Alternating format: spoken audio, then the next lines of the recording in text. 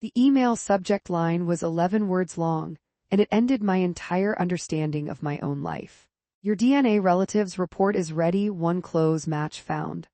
I opened it standing in my kitchen at 9:14 on a Tuesday night, expecting to see my father's name at the top, listed as a parent-child match, 99.9% shared DNA, the way every home DNA kit commercial promises. Instead, the top match was a stranger, a man named David Kessler. 49% shared DNA, flagged by the site's own algorithm as predicted relationship. Father. My actual father, Gerald Bellamy, the man who taught me to ride a bike in a church parking lot, who walked me down the aisle 18 months ago, wasn't on the list at all. Not as a distant cousin, not as anything. 0%. Before I go any further, quick question because I need something to hold on to right now the way I did that night. Where are you watching this from? Type your city below. I'll be reading through comments while I finish telling you this, because that night, staring at a stranger's name on my phone screen, I have never felt more alone in my entire life. I sat down on my kitchen floor, not dramatically, just because my legs stopped fully working, and I read the email 4 more times, certain I was misunderstanding a percentage, a category, something. I wasn't. Genetic testing companies don't get this wrong. A parent-child match is one of the most statistically unambiguous results in consumer DNA testing. There was no scenario where this was a lab error and Gerald Bellamy was still my biological father. I'm 32 years old. I'd taken the test on a whim, honestly. My husband Ravi had gotten one for his birthday and gotten obsessed with the health reports, and I'd ordered mine mostly to see if I carried the same cholesterol markers my dad's side of the family joked about at every Thanksgiving. I was not looking for this. I want to be clear about that because I know some of you are going to wonder if I went digging for a reason to blow up my family. I wasn't digging for anything. I was looking for a cholesterol gene and a hobby. My name is Nora. And for 32 years I had believed I was the biological daughter of Gerald and Marion Bellamy, a retired postal worker and a former school librarian, married 41 years, the two most conventional, unremarkable church potluck people you could imagine. Nothing about my childhood had ever suggested a secret. There was no dramatic movie moment, no strange look exchanged at Christmas, no whispered argument I'd almost overheard as a kid. If anything, that's what made it worse. Whatever had happened, they had hidden it so completely for so long that I had built my entire sense of who I was on a foundation that, it turned out, wasn't even structurally real. I didn't call anyone that night. I sat on my kitchen floor with my phone in my lap until almost 1 in the morning, doing what I do best under stress, which is research. I read every article I could find on false negative parentage results, on lab mix-ups, on chimerism, a rare condition where a person can carry 2 sets of DNA. None of it applied cleanly to my situation. The math was too clean, too textbook. 99% of the time, a 0% match between a listed father and a tested child means exactly what it appears to mean.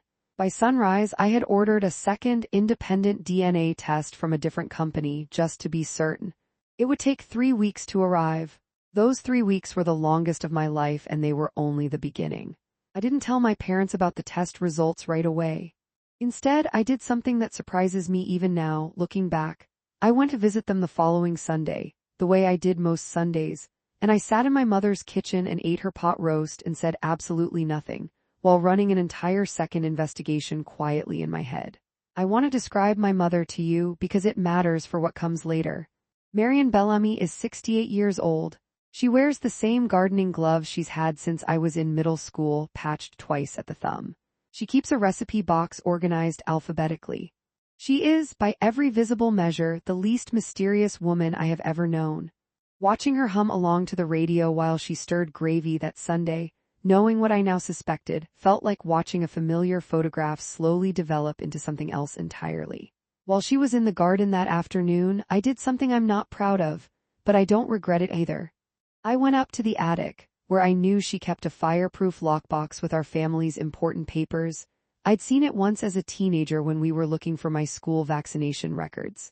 It was locked, but I remembered where she kept the spare key, taped under the bottom drawer of my father's old desk, a habit from decades of hiding Christmas presents in the same spot. Inside the lockbox, behind mortgage papers and my father's discharge documents from the army, I found my birth certificate. Not the one I already had a copy of in my own filing cabinet at home, a second one. Older. Different, my existing birth certificate, the one I'd used for my driver's license and my passport and my marriage license, listed Gerald and Marion Bellamy as my parents, issued by the county in the state where I was born. This second one, folded into a yellowed envelope, was dated 11 months earlier than my supposed birth date, from a different county 3 states away, and it listed a mother's name I had never heard before in my life, Renee Bellamy. My aunt's name is Renee, except Renee isn't my aunt. Renee is my older sister. I need to back up and tell you something about Renee that I had never once questioned because there had never been a reason to. Renee is 14 years older than me. Growing up, the story I was told, casually, in passing, the way families tell stories so often they stop sounding like explanations and start sounding like facts, was that Renee had spent a gap year abroad after high school, studying in London with a host family through a school exchange program, before coming home and eventually settling 2 states away with her husband Marcus. There were photos, a few postcards I remembered seeing in a scrapbook as a kid. It had never occurred to me, not once in 32 years, that this story might be a cover for something else. Sitting in that attic with the second birth certificate in my hands, the timeline rearranged itself instantly and completely. Renee would have been 17 the year that document was dated. 17 and pregnant in a small town where, based on everything I knew about my grandparents, deeply religious, deeply concerned with appearances, deeply invested in Renee's college prospects, a teenage pregnancy would have been treated less like a family event and more like an emergency to be managed and hidden. I put the certificate back exactly where I found it, locked the box, returned the key, and drove home in complete silence, my hands shaking on the wheel the entire way. The second DNA test arrived 12 days later. Same result. 0% match to Gerald. But this time, the site had an additional data point. A second, weaker match listed as predicted relationship, aunt/niece or half-sibling, 50% shared segments consistent with a full sibling relationship once you accounted for a generational offset. It was Renee. Renee wasn't my sister who happened to share DNA with me the way siblings do. The percentage match, combined with the birth certificate, combined with the David Kessler paternal match, the math only worked one way. Renee wasn't my sister at all. Renee was my mother. I sat with that fact for almost 3 weeks before I did anything about the other name on the DNA report, David Kessler, my biological father, 49% match. No other information beyond a profile photo of a middle-aged man standing in front of an auto repair shop, and a message thread option I was too afraid to open. When I finally did open it, I kept the message short. I explained who I was, what the DNA site had shown me, and asked, gently, if he had any connection to a woman named Renee Bellamy from 32 years ago. He wrote back 4 days later, "I've read that message so many times I could recite it." He said he had wondered, for over 30 years, what had happened to a girl he dated for 8 months in high school, a girl whose parents had abruptly moved her away the summer after junior year, who had stopped answering his calls, whose family had told him, through her father, in a conversation David described as about 90 seconds long, standing in my own driveway, that Renee had decided to focus on her future and didn't want contact with him anymore. He said he had offered, at 17 years old, standing in that driveway, to do right by her if she was pregnant, because he suspected she might be. He said her father had told him there was nothing to do right by, and that if he ever contacted their family again, he'd regret it. David Kessler had spent 32 years believing he'd been rejected by a teenage girlfriend. He had no idea a daughter existed until I emailed him. He is now 50 years old, remarried, with 2 adult sons from his current marriage, my half-brothers, a phrase I still have trouble typing.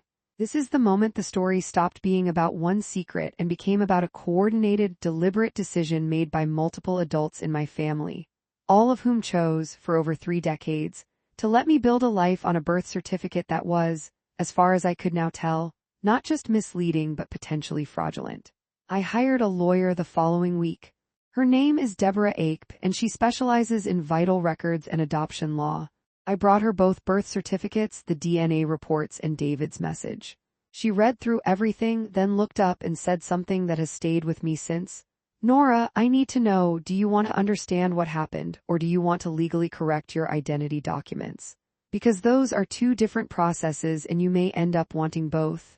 I told her I wanted both. I had no idea yet how long or how expensive or how painful that would turn out to be.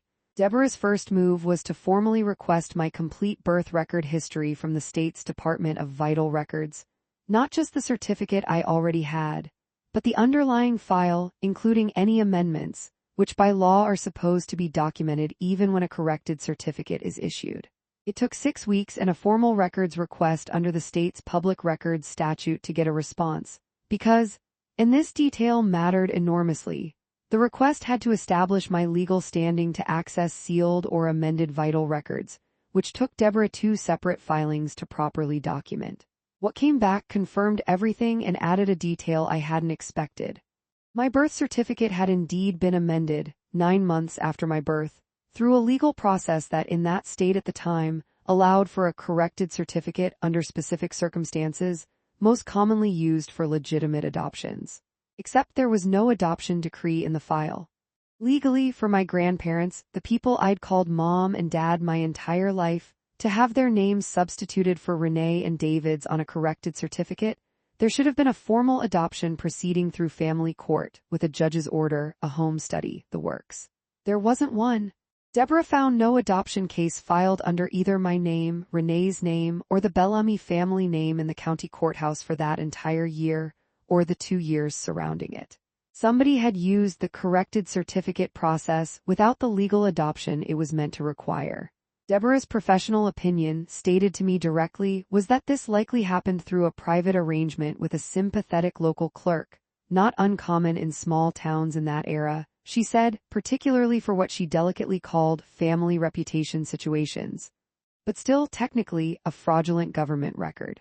Which meant functionally that for 32 years my legal identity, my name, my parentage, every document built on top of that birth certificate, including my passport and my marriage license, rested on paperwork that would not hold up if formally challenged.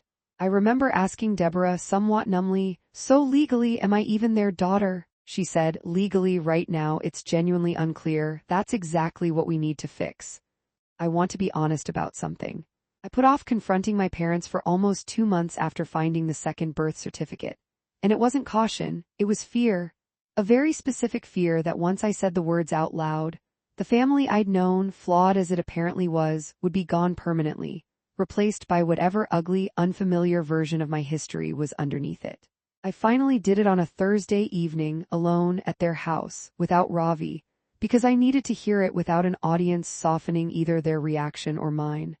I sat across from my mother at the same kitchen table I'd eaten 1,000 dinners at, and I put both birth certificates on the table between us.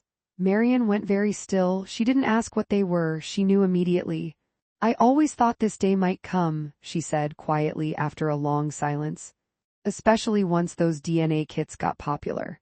I told your father years ago we should tell you ourselves before some website did it for us." "Why didn't you?" I asked. "Because your grandfather, my father, made the decision before I had much say in it," she said. Renee was 17. This was a different time, Nora, in a very small, very judgmental town. He was terrified of what it would do to her future, to the family's name at church, to your grandmother's position on the school board. He arranged everything with a friend at the county clerk's office within about 3 weeks. By the time I fully understood what was happening, it was already done. Renee went to stay with my aunt out of state, came home 10 months later, and we simply became your parents, on paper and then, over time, in every way that mattered to us. Renee agreed to this. My mother's face did something complicated then, grief, guilt, defensiveness all at once. She was 17 and terrified and being told by her own father that this was the only way to save her future. I don't think agreed is really the right word for what a scared teenage girl does when her parent tells her there's no other option. This was the moment the story shifted for me, in a way I didn't expect. I had walked in braced to be angry at my mother. Instead, I found myself looking at a woman who had also, in her own way, been swept into a decision made by someone more powerful than her, 32 years ago, and who had spent every day since raising me as fully and completely as any biological mother could. Inside a lie she hadn't originally authored but had chosen every single day to maintain. That didn't make the lie acceptable, but it made it human in a way pure villainy never would have. I called Renee 3 days later. This was, without question, the hardest phone call of my entire life. She cried before I even finished my second sentence. Not performative crying, the kind of crying that sounds like it's been held in a locked room for 3 decades and finally found a door. I wanted to keep you, she told me. I want you to know that first before anything else. I wanted to keep you so badly I used to make bargains in my head. I'll never ask for anything else my whole life if I can just keep her. But I was 17, Nora, and my father controlled every part of my life at that point. My school enrollment, my college fund, whether I'd even be allowed to finish high school in that town without everyone knowing. He told me very calmly that this was how it would work, and that I could either agree and stay part of the family or refuse and be on my own at 17 with a baby and no money. I chose the option that let me still see you grow up, even if I had to do it as your sister instead of your mother. She told me about David, that she genuinely loved him, that her father's threat to him in the driveway had been fabricated to sound worse than any real danger, purely to make sure he disappeared quietly and never came looking. She hadn't known until I told her that David had spent 32 years thinking she'd simply stopped wanting him. I have thought about finding him for half my life, she said. I was too ashamed. I thought he probably hated me. He didn't. When I eventually connected them carefully at both their requests through a single supervised phone call I helped arrange, it wasn't a dramatic reunion out of a movie. It was two 50-year-old strangers who had once been 17 together, cautiously, awkwardly, working out 32 years of silence in about 40 minutes. Both of them crying quietly by the end, both of them, I think, finally allowed to grieve something they'd never been permitted to grieve out loud. My grandfather, the man at the center of the original decision, died 6 years before I took that DNA test. I never got to confront him directly, which is its own particular kind of unfinished business I don't think I'll ever fully resolve. But Deborah's investigation into the Vital Records case eventually surfaced one more document that gave me a clearer, colder picture of exactly how deliberate his role had been. Buried in a box of my grandmother's belongings, which my mother went through with me after this all came out, was a folder of old correspondence, including a handwritten letter from my grandfather to the county clerk, a longtime acquaintance of his, dated the same month as my amended birth certificate. The letter didn't explicitly say falsify a government document. My grandfather was, by every account, a careful and calculating man, but it referenced handling the paperwork situation quietly, the way we discussed at the Rotary dinner, and thanked the clerk for understanding how important discretion is for a family like ours. Deborah photographed it for the case file. It wasn't a smoking gun in a criminal sense. My grandfather and the clerk in question were both long dead, and the statute of limitations on any potential fraud charge from that era had passed decades ago. But it was, emotionally, the clearest piece of evidence I had that this hadn't been a spontaneous, well-meaning family decision made in a moment of crisis. It had been planned, negotiated, and executed with the same careful social maneuvering my grandfather apparently applied to everything else in his life. It also explained something that had quietly bothered me the whole time: why a corrected birth certificate had been issued without a formal adoption. My grandfather hadn't needed the law to cooperate. He'd needed one sympathetic friend in the right office, and 32 years of nobody ever having a reason to look closely. With Deborah's help, I filed a formal petition with the state to correct my birth certificate, not to remove Gerald and Marion, who I made clear I wanted to remain listed as my legal parents given the adoption and all but paperwork reality of my life, but to properly, legally formalize what had only ever existed informally. A retroactive adoption acknowledgement, supported now by DNA evidence, sworn affidavits from Renee, Marion, and David, and the original irregular certificate as documentation of the underlying facts. This process took 5 months. 5 months of notarized affidavits, a family court hearing I had to personally attend, a judge who read through our unusual case file with visible, genuine curiosity, and one deeply surreal afternoon where I sat in a courtroom while my mother, my biological mother, and my biological father each gave brief testimony about events that happened before I could form memories. In order to legally secure my own identity as an adult, the judge granted the retroactive adoption order. My birth certificate now carries an official amendment noting the adoption, legally solidifying Gerald and Marion as my adoptive, and for all practical purposes, only parents, closing the legal gap Deborah had first identified. It wasn't dramatic. Nobody went to prison. There was no villain hauled away in handcuffs because the person most responsible for the original decision had been dead for 6 years, and everyone still living had been, in different ways and to different degrees, more trapped by the situation than in control of it. What I got instead was something quieter and, I've come to believe, more valuable.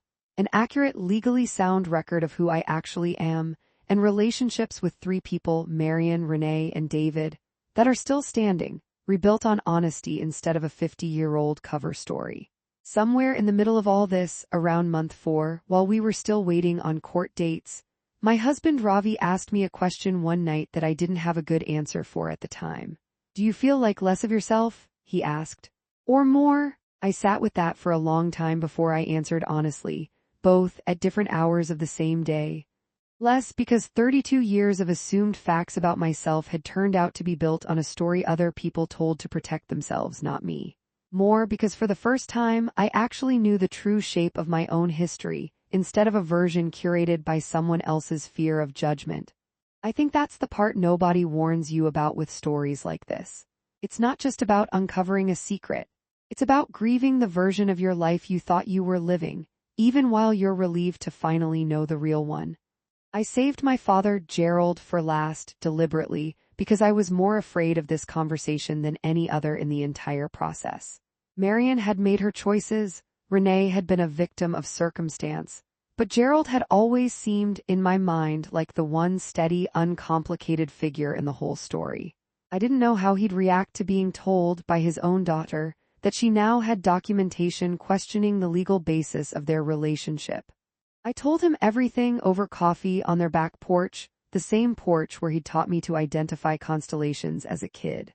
He listened without interrupting, which is very unlike him.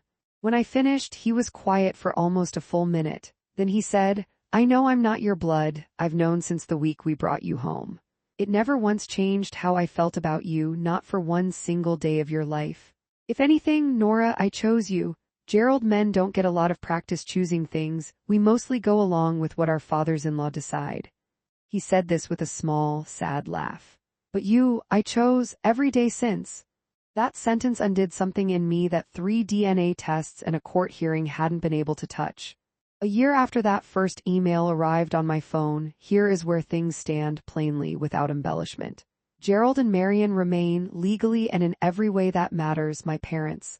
Our relationship is different now, more honest, occasionally more strained, but fundamentally intact. I go to Sunday dinner most weeks, though some weeks I still need distance, and they've learned slowly to let me set that pace without guilt-tripping me about it. Renee and I speak every week now. We are still learning what to call each other in the spaces where sister and mother awkwardly overlap. Some days I call her Renee. Some days, rarely, unplanned, Mom slips out and neither of us corrects it. David and I meet a few times a year. His sons, my half-brothers, Eli and Marcus, know about me now, and we've had 2 genuinely warm, if slightly formal, holiday dinners together. It's not the relationship of 2 people who grew up together, and it may never be. But it's real, and it's ours, built from scratch on our own terms. I want to be honest about the parts that are still unresolved, because I promised you the truth, not a bow tied neatly around all of this. I still have moments of grief that surface without warning. At a doctor's office filling out a family medical history form, at a wedding watching a father-daughter dance, at random 2 a.m. moments where I replay my grandfather's letter in my head and feel a specific, cold anger toward a man I can no longer confront, because he's been dead for years and took his reasoning with him. I've also had to accept that some questions will simply never have answers. What would my life have looked like if Renee had been allowed to raise me openly, at 17, with family support instead of family concealment? I'll never know, and some nights that unanswerable question is harder to sit with than any of the documents ever were. If there's one thing I've taken from this whole year, it's that families keep secrets for all kinds of reasons: fear, shame, a genuine, if misguided, belief that silence is protection. My grandfather believed he was saving Renee's future. In some narrow sense, maybe he did. But he did it by quietly stealing 32 years of truth from me, and from David, and in a different way, from Renee herself, who spent 3 decades pretending to be my sister when she was aching privately to be my mother. I don't think there's a clean villain in this story, and I've stopped looking for one. What I found instead were ordinary, frightened people making decisions under pressure, decades ago, that none of them fully anticipated having to answer for as adults, in a courtroom, because of a mail-order DNA kit that cost less than a dinner out. If you're sitting on a family secret right now on either side of it, the one keeping it or the one who might eventually uncover it, I'd just say this: the truth costs something no matter when it arrives. But in my experience, it costs less the earlier you choose to tell it yourself, instead of letting a stranger's algorithm tell it for you. Thank you for sitting with me through this one. I'll see you in the next story.